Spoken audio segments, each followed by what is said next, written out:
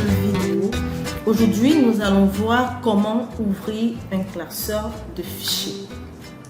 Dans cette nouvelle vidéo, je vais vous montrer comment ouvrir un nouveau classeur de fichiers tout en conservant le fichier original et en modifiant ou encore en enregistrant à chaque fois les modifications que vous aurez faites sur le classeur. Je vous mets rapidement dans le contexte. Imaginez vous avez un classeur et vous souhaitez conserver le fichier d'origine inchangé et enregistrer chaque nouvelle version en tant que nouveau classeur. On prend un exemple assez simple. Vous travaillez dans une entreprise, vous avez déjà la maquette par exemple des ventes qui vous sont données et chaque mois, vous voulez donc apporter les nouvelles modifications à cette maquette ou en ajoutant, en supprimant, bon bref, en changeant les données dans la maquette, mais sauf que vous voulez laisser la première maquette ou encore la maquette originale inchangée. Comment le faire? Il vous suffit d'ouvrir votre classeur en copie. Lorsque le classeur est ouvert en copie, vous pouvez donc enregistrer les notifications que vous avez et changer avec le nom, un nouvel emplacement. Par contre, le fichier original restera inchangé.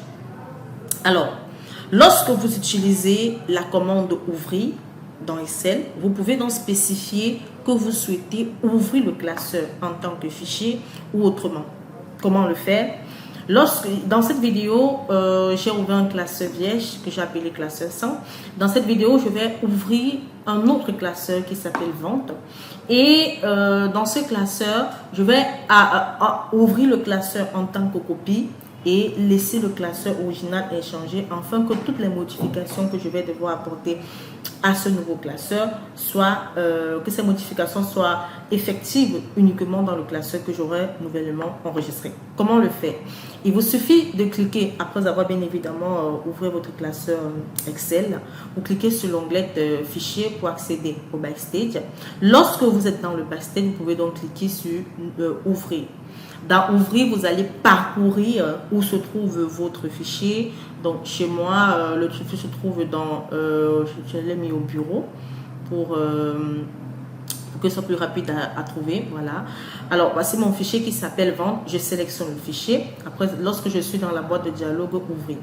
Alors, lorsque je suis dans cette boîte de dialogue, je sélectionne le fichier que je souhaite ouvrir. Et là, j'ai ici ouvrir, voilà cette option. C'est dans cette option-là que je peux décider d'ouvrir le classeur. Si j'ouvre simplement ce classeur, cela va affecter le classeur original. Alors, par contre, je peux cliquer sur cette petite flèche, ce petit menu déroulant. Et là, j'ai la possibilité soit d'ouvrir le classeur, soit de l'ouvrir en lecture seule, soit d'ouvrir une copie, soit de l'ouvrir en mode protégé ou encore ouvrir et réparer. Dans cette vidéo, comme on l'a vu, on veut ouvrir une copie. Alors, lorsque je clique sur ouvrir une copie, cela, voilà, ça charge un peu. Et comme vous pouvez le constater, ici, nous avons copie 1, 20. Donc, cela, par défaut, cela va mettre le nom du fichier et ensuite, voilà, le nombre de fois que vous êtes en train d'ouvrir la copie de ce classeur-là. Donc là, j'ai mon classeur, je peux apporter les modifications que je souhaite. Par exemple, j'ai les ventes du premier trimestre 1. Je peux par exemple ici décider de modifier en ajoutant les ventes du trimestre 2, bon, modifier les données de mon classeur comme je le souhaite. Alors, par exemple, dans les ventes, je peux décider d'ajouter par exemple ici les ventes. Je modifie par exemple une donnée. Je peux prendre 1245,85 $. Ici, on est à 1039,30 $. Je peux par exemple mettre à 1500 $, par exemple. Alors, 30 et ainsi de suite. Lorsque j'aurai terminé d'apporter toutes les modifications que je souhaite, je peux maintenant enregistrer ces nouvelles modifications-là. Et ces enregistrements ne vont toucher que cette copie, tandis que la version originale de mon classeur restera inchangée. Alors, comment enregistrer? C'est simple, hein? On peut passer par le raccourci clavier, voilà, ou bien cliquer en accéder au backstage, fichier, ensuite enregistrer sous pour donner un nom et un emplacement. Donc lorsqu'on est enregistré sous, on peut donc, je peux décider par exemple de l'ajouter toujours, de l'enregistrer par exemple dans base de données. Et là, je peux ici, on a copié 21, je peux modifier en mettant vente, par exemple, je change de nom, trimestre 1, vente trimestre 1 par exemple, et je clique sur enregistrer.